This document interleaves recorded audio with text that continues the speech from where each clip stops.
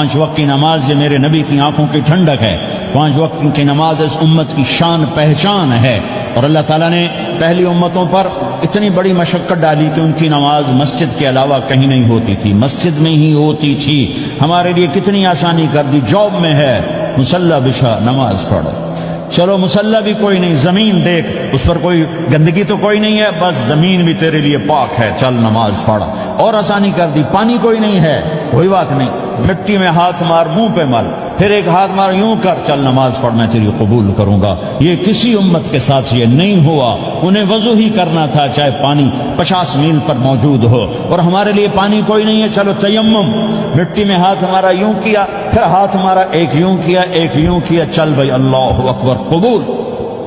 عمار بن یاسر رضی اللہ تعالیٰ عنہ سفر میں تھے، ان کو نہانے کی ضرورت ہو گئی، نائٹ فال ہو گیا، تو انہوں نے سوچا کہ ویسے تو آدمی کو وضو کی ضرورت ہوتی ہے تو خالی منہ پہ ہاتھ مارا اور کونیوں تک، لیکن مجھے تو غسل کی ضرورت ہے، تو خالی اس سے تو کافی نہیں ہوگا۔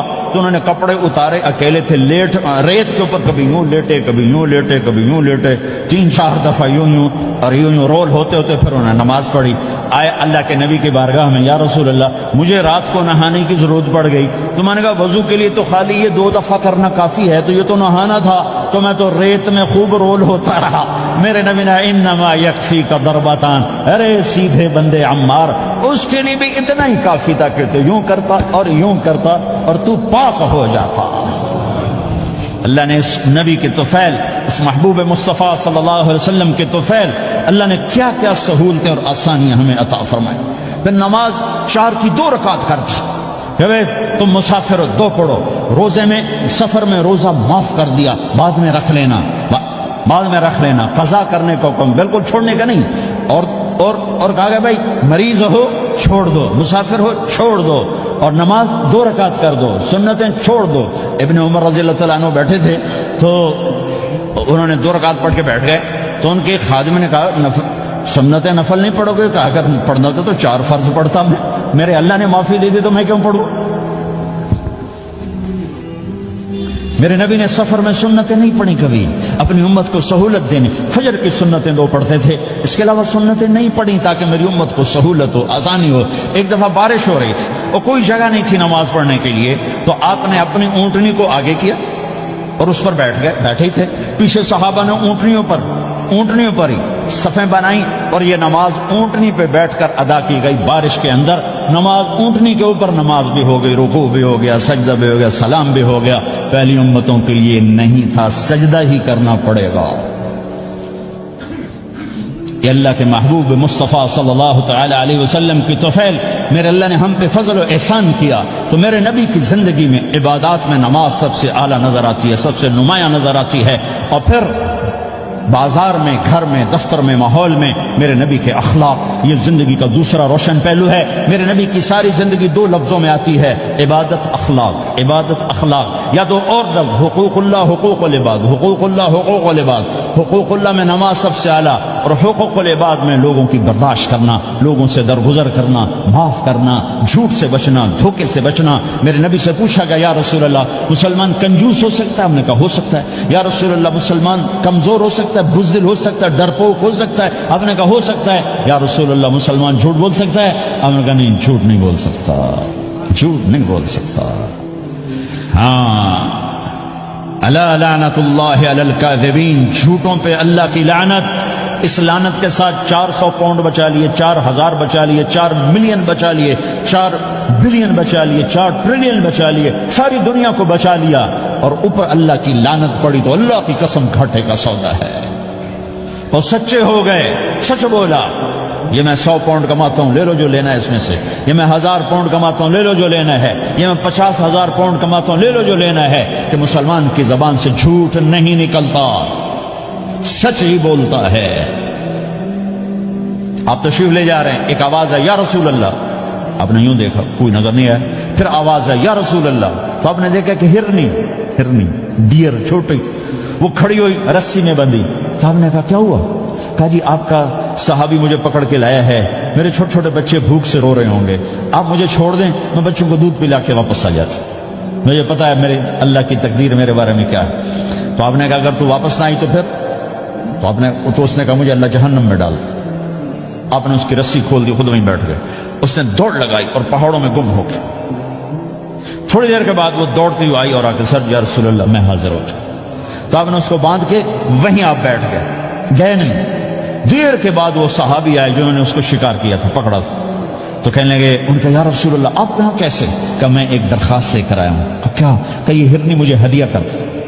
کہ یا رسول اللہ سب کچھ آپ کا ہے, کہ بس یہ ہدیہ کر دو. یا رسول اللہ حاضر. تو آپ نے اس کو لے کر رسی اس کی گردن سے نکالی کہ جا بچی اپنے بچوں کے پاس جا کے خوشی منا. سچ نجات دیتا ہے اور جھوٹ ہلاک کرتا ہے.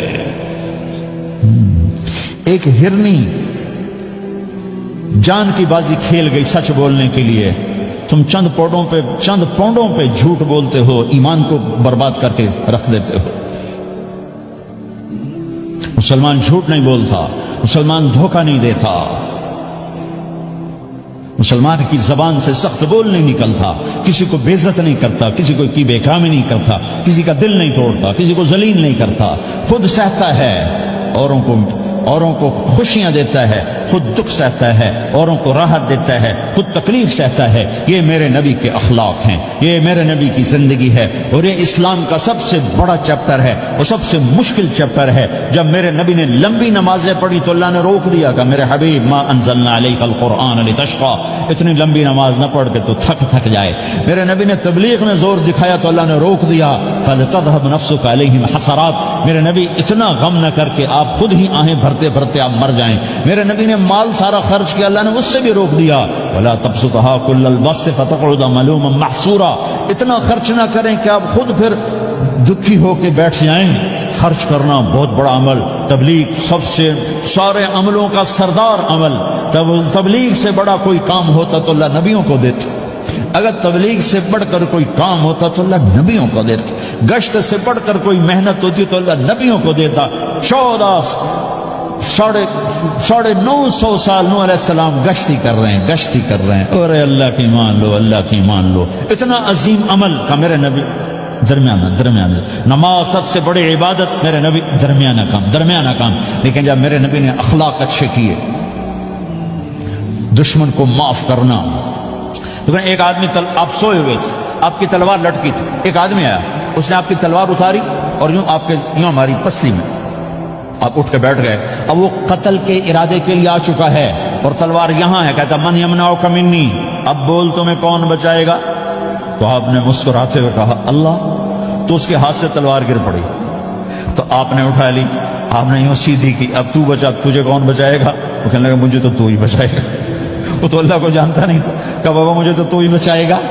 تو آپ کہتے ہیں اس کا سر اڑا دو, یہ نبی کو قتل کرنے آیا ہے. میرے نبی نے فرمایا کلمہ پڑھتے ہو؟ کہ نہیں پڑھتا. کہ جاؤ معاف کیا. یہ میرے نبی کے اخلاق ہیں. 20 سال جنہوں نے قتل کے منصوبے بنائے, مکہ والے. جب آپ مکہ میں فاتحانہ داخل ہوئے, ابو سفیان سب سے زیادہ آپ کو دکھ پہنچانے والوں میں پیش. تو آپ نے ابو سفیان کو عزت دی. جو ابو سفیان کے گھر میں داخل ہوگا اس کو کچھ نہیں کہا جائے گا. آپ تو ابو سفیان کو بلا کے سولی پہ لٹکاتے, اور آپ کہہ رہے ہیں جو ابو سفیان کے گھر میں جائے گا اسے کچھ نہیں کہا جائے گا, جو بیت اللہ میں ہوگا اسے کچھ نہیں کہا جائے گا. سارا مکہ سامنے, آپ یوں بیت اللہ کا دروازے پر یوں دونوں ہاتھ ایسے ٹکا کے کھڑے تھے. پھر آپ نے کہا میں کیا کروں گا اب تمہارے ساتھ؟ تو سہیل بن عمر نے کہا آپ کریم ہیں, کریم کے بیٹے ہیں. تو آپ نے کہا جاؤ میں نے معاف کیا. یہ اخلاق آج مٹ چکے ہیں. مردوں سے, عورتوں سے, علم والوں سے, خانقاہ والوں سے, تبلیغ والوں سے, سب زیرو ہوئے پڑے ہیں. جب تک یہ اخلاق زندہ نہیں ہوتے اسلامی زندگی قائم نہیں ہو سکتی, اسلامی معاشرت قائم نہیں ہو سکتی. اور دین 2 چیزوں سے آگے پھیلتا ہے, ایک دعوت اور ایک اخلاق. دعوت اور اخلاق. دعوت نہیں ہوگی تو اخلاق وہیں پڑے رہ جائیں گے. اخلاق نہیں ہوں گے تو دعوت کوئی قبول نہیں کرے. میرے نبی نے کتنے معجزے دکھائے مکے میں, نہیں کلمہ پڑھا.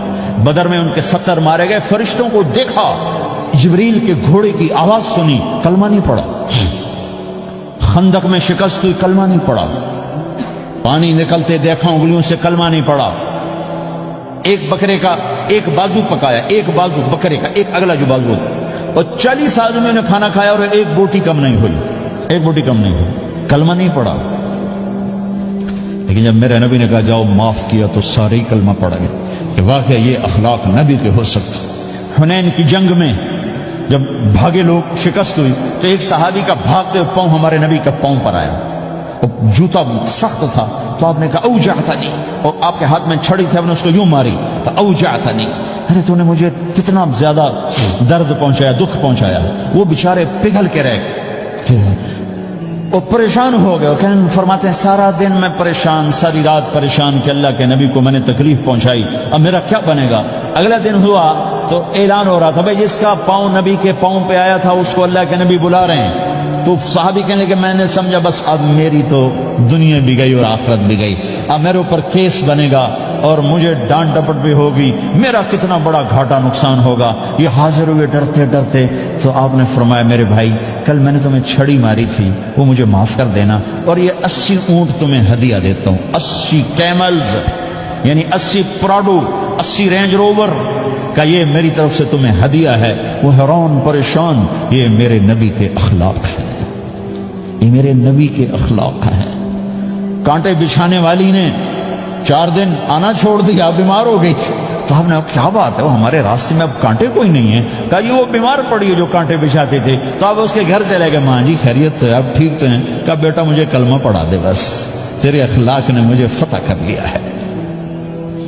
میرے بھائیوں یہ چیپٹر بھول چکے ہیں، بھول چکے ہیں، بھول چکے ہیں۔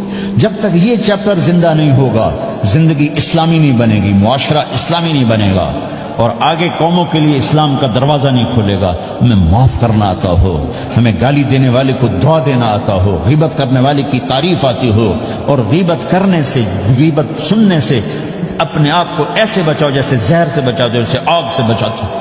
ایک دوسرے کو نفرت کا بول نہ بولو ورنہ ساری زندگی تباہ و برباد ہو جائے گی۔ میرے رب کی قسم، میرے نبی نے کہا ایک زبان کا بول انسان بولتا ہے اور جہنم کی گہرائیوں میں گر جاتا ہے، اور ایک زبان کا بول انسان بولتا ہے اور جنت کے درجات پر چڑھ جاتا ہے۔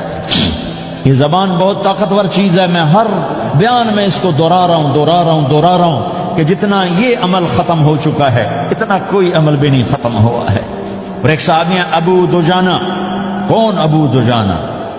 السابقون الاولون من المہاجرین والانصار، اس میں پہلی صف کے صحابہ۔ کون ابو دجانہ؟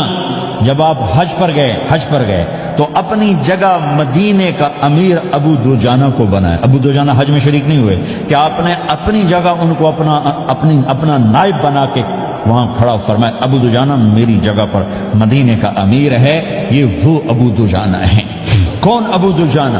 جو جنگ بدر سے لے کر آخری حج تک ہر سفر میں شریک ہیں، ہر سفر میں شریک ہیں۔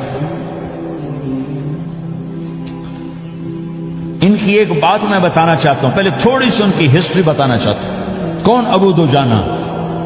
احد کی جنگ میں آپ نے تلوار اٹھائی، کہ اس تلوار کو کون لے گا؟ کئی صحابہ کھڑے ہو گئے۔ آپ نے کہا اس تلوار کا حق کون ادا کرے گا؟ سارے بیٹھ گئے، 3 آدمی کھڑے رہے، ایک زبیر بن عوام، ایک عمر بن خطاب، ایک ابو دجانہ۔ ان کا نام ہے سماک بن خرشنہ، سماک بن خرشنہ ان کا نام ابو دجانہ سے مشہور ہے۔ تو آپ نے تلوار نہ عمر کو دی، نہ زبیر کو دی، ابو دجانہ کو دی۔ تو عمر رضی اللہ عنہ نے تو محسوس نہیں کیا، حضرت زبیر نے محسوس کیا کہ اس کو کیوں دی، مجھے کیوں نہیں دی؟ میں مہاجرین میں سے ہوں، میں پھوپھی کا بیٹا ہوں، میں اس سے دلیری میں کم نہیں ہوں، بلکہ حضرت زبیر کی دلیری کی تو دھک تھی، جدھر سلوار چلتی تھی کاٹتی چلی جاتی تھی، کہنے کہ میں دیکھوں گا یہ کیا کرتا ہے۔ تو ابو دجانہ کے پیچھے پیچھے زبیر ہو لیے۔ تو ابو دجانہ نے جو حملہ کیا تو 3000 کا لشکر تھا، اس کو چیر کے پار نکل کے، پورے لشکر کو کاٹ کے پار نکل کے، اور آگے عورتیں کھڑی تھیں جو مکے کے لشکر کو تیار کر رہی تھیں۔ نحن بنات طارقی نمشی علی النمارقی مشی القتل بوارقی المسک فی المخالقی المسک فی المفارقی والدر فی المخالقی ان تقبلوا نعانقی وتدبروا نفارقی فراق غیر وامقی۔ یہ گانا گا رہی تھی اور ان کو تیار کر رہی تھیں۔ تو جب ابو دجانہ کی تلوار نظر آئی تو سب بھاگی، ہندا پکڑی گئی، تو آپ نے یوں اپنی تلوار ہندا کے سر پر رکھی، انہوں نے چیخ ماری، تلوار ہٹا لی۔ تو زبیر پیچھے پیچھے کہ کیا کیا ہے؟ جنگ میں اگر کوئی عورت حصہ لے اسے مارنا جائز ہے، ویسے جائز نہیں ہے، عورت کو، بچے کو، بوڑھے کو ہاتھ لگانا جائز نہیں ہے۔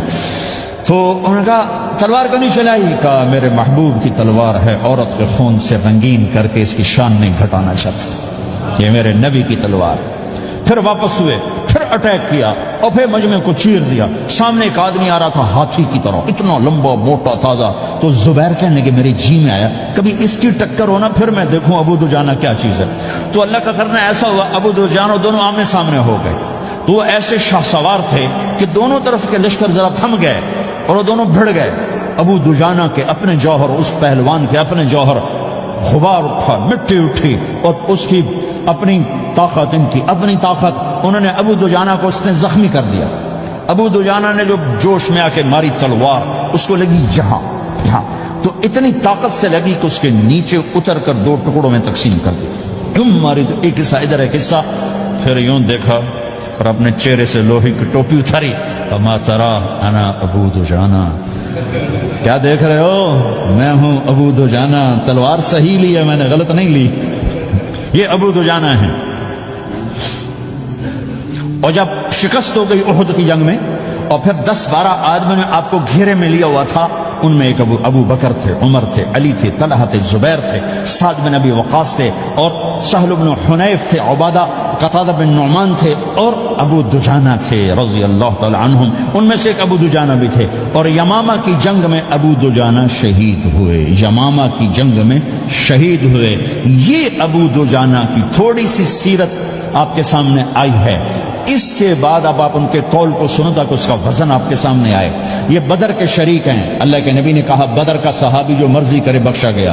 یہ صلح حدیبیہ کے شریک ہیں، اللہ نے قرآن میں کہا لقد رضی اللہ، میں ان سے راضی ہو گیا۔ یہ صحابی ہیں، اللہ نے کہا کلا وعد اللہ الحسنى، اے میرا نبی تیرے ہر صحابی کے لیے جنت کا وعدہ ہے۔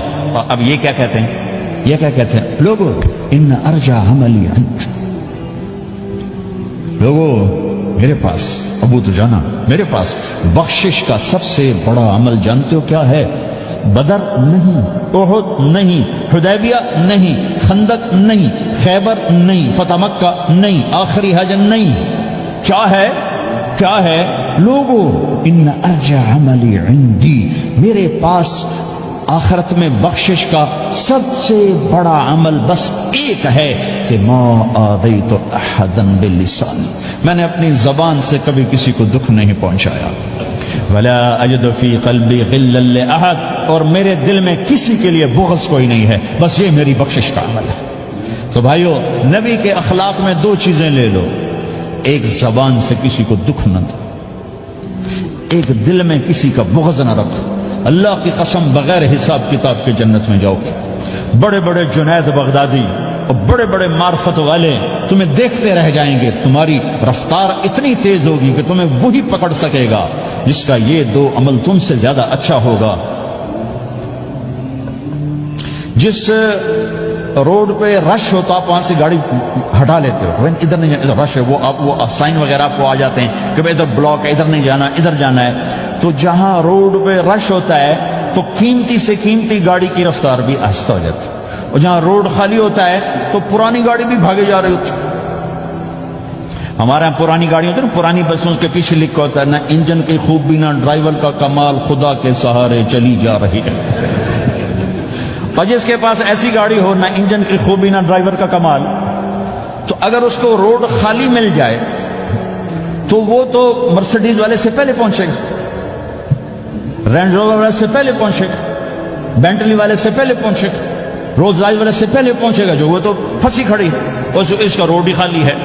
تو میرے بھائیو، یہ میں ایک مثال دیتا ہوں، عبادات کی روڈ پہ بہت رش ہے، نمازی بے شمار ہیں، روزے دار بے شمار ہیں، عمرے والے بے شمار ہیں، حج والے بے شمار ہیں، اور تہجد گزار بے شمار ہیں، علماء بے شمار ہیں، حافظ بے شمار ہیں، ذکر والے بے شمار ہیں، بہت رش ہے، تبلیغ والے بے شمار ہیں، لیکن جو اخلاق والا روڈ ہے نا، یہ خالی پڑا ہے۔ اس پہ موٹر زوکی پہ چڑھ کے آ جاؤ تو سب سے آگے نکل جاؤ، سائیکل پہ چڑھ کے آ جاؤ تو سب سے آگے نکل جاؤ، کہ روڈ ہی خالی ہے، اخلاق کا روڈ خالی ہے۔